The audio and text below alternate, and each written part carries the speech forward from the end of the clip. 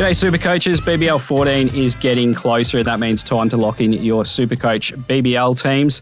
I've made a few changes to mine in the last couple of weeks, with the big news being around Glenn Maxwell and his hamstring. Is he going to get up for round one for the Melbourne Stars? I'm hoping he is. He's still in my team at the moment, but I have made some changes since I last released it. So let's go through line by line and I'll tell you where my SuperCoach team's at the moment. So we'll start with the wicket keepers. And in the last couple of weeks, we found out that Joe Clark is going to be here for round one for the Melbourne Stars double. He's a replacement player for Ben Duckett, who will be playing in New Zealand for the England Test side and won't be here until round two. So I'm going to lock Joe Clark in, only 117k, and he's proven in the BBL as well. Had a really good season a couple of years ago for the Melbourne Stars. So I like him, albeit it's going to be tough to try and get out of the Joe Clark situation come round two when he's not allowed to play anymore. So that's a headache that I'm going to have to deal with in round two, but I really like him for round one with Jake Doran as my vice-captaincy loophole on the field. So I'll put the captain on him and hope that Glenn Maxwell, who I've got as my vice-captain at the moment, goes off in the round one double for the Melbourne Stars. In the batters, I haven't gone with Matt Short, which I know is slightly controversial, but I have picked Jamie Overton because I think that it's going to be near impossible to trade both of them in. Obviously, Matt Short's going to be likely above 300k in round two. Jamie Overton also above 200k. So good luck finding more than $500,000 in your three trades going into round two for the strikers double. So I'm going to start Jamie Overton as an all-rounder and then load up on the Stars for the round one double. I've got Bo Webster in there. We still wait and see whether he's going to be with the Test squad or not. That might affect his availability early in the BBL season. But I've got him there at the moment alongside Tom Curran and Marcus Stoinis, who's the most popular player in SuperCoach at the moment.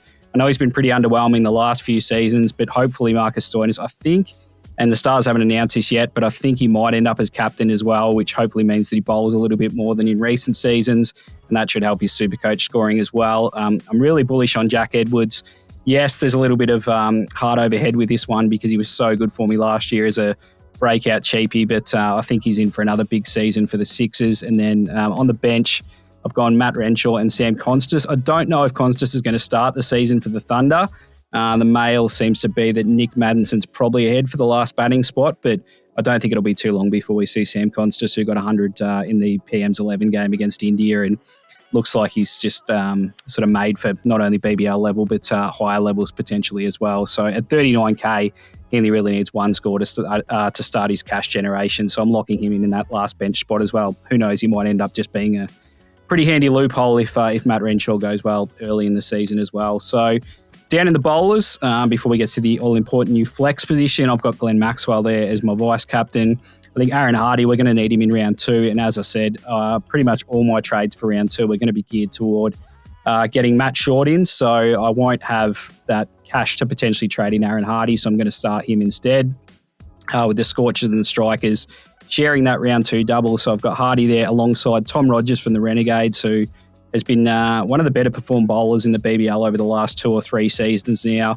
I think he's really underpriced at 117k, and that's a spot that I've really been toying with though. I think Fergus O'Neill's a great option if he gets a start for the Renegades. He's about 10k cheaper than Rogers. And then you've got Kane Richardson, who represents real value this season as well. So you can't pick them all. I've gone for Rogers at the moment, but I think any of those 3 Renegades pacemen are really good options in SuperCoach this year. Adam Zampa, one of the best spinners in world cricket, certainly in white ball cricket anyway, he picks himself at 80k.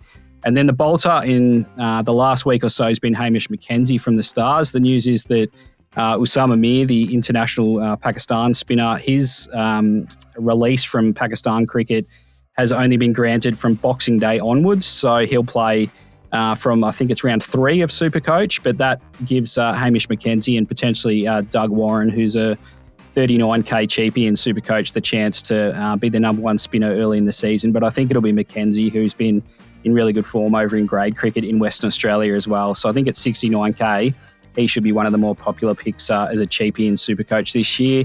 Doing a bit of forward planning, which we know is all important with the bench in my bowlers. Henry Thornton, I think, is going to be the spearhead of the Strikers attack, and he's less than 100k, so I've locked him in on my bench. And then another bolter, there's absolute carnage at the Scorchers at the moment. Ashton Turner's got a side strain. Ashton Agar's got a shoulder injury. Cooper Connolly's got a hand injury. And that means that there's vacancies in sort of that middle to lower order and potentially for a spin bowling all-rounder as well. And that's Matt Spores that's come into contention for a round 1 spot for the Scorchers. He's only 58k. got an interesting story. He was a Canadian international, or still is a Canadian international. I think he's played about 15 times for Canada and been playing over in WA grade cricket as well, and played a bit in South Australia too. So watch for him as a potential round one bolter for the Scorchers. And speaking of the Scorchers, that's where I've gone as well with my flex position. So I'll have 3 of those ready to go for the round 2 double. Jai Richardson's the one that I've locked in. It was him or Sean Abbott, but with the Scorchers having the slightly earlier double than the Sixers, I've gone with Jai Richardson in the flex position. So that's how my SuperCoach team is shaping up. Still plenty of time to make changes between now and round 1 when you've got unlimited changes. The Stars and the Renegades are the 2 teams you want to focus on. They're the ones with the round 1 double. And that's why I've got 1, 2, 3, 4, 5, 6, 7 players from just those 2 teams and gone really heavy on the Stars for round 1. So get on over to supercoach.com.au, lock in your team today, and let's see if you can beat mine.